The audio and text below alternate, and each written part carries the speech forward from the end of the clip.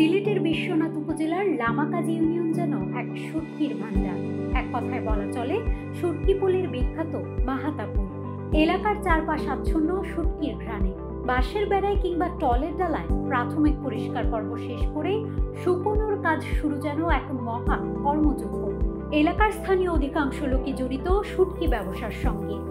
আশ্বিন থেকে ফাল্গুন এই সময়টি যেন শুটকি ব্যবসায়ীদের কাছে গুরুত্বপূর্ণ ব্যবসা মৌসুম।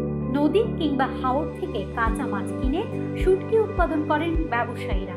প্রস্তুত করা শুটকি নিতে দেশের বিভিন্ন জায়গা থেকে ছুটে আসেন পাইকাররা, যা মন আকারে বিক্রি করেন স্থানীয় এই শুটকি ব্যবসায়ীরা। স্থানীয় শ্রমিকদের সাথে কথা বলে জানা যায়, দেশ বিদেশের চাহিদার কথা মাথায় রেখে পুঁটি, চান্দা, চিংড়ি, বাইন বোয়াল, গজার মাছ সহ একাধিক মাছ শুটকিতে রূপান্তর করা হয় বিভিন্ন প্রক্রিয়ার মাধ্যমে।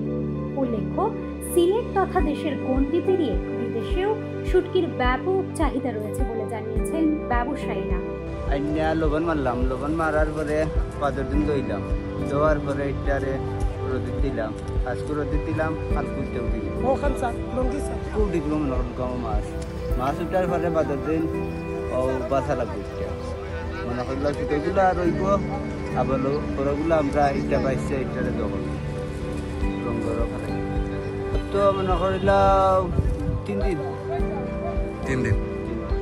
ইয়ানে রাত 8টার সময়, রাত 10টার সময় যায়, 3:30 টাকা পাই।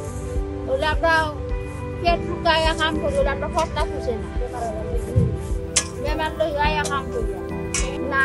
সরকারি আমরা খুঁজতে খাইয়েন না, মাছ মাছ নিউজ ডেস্ক, মানব জমি।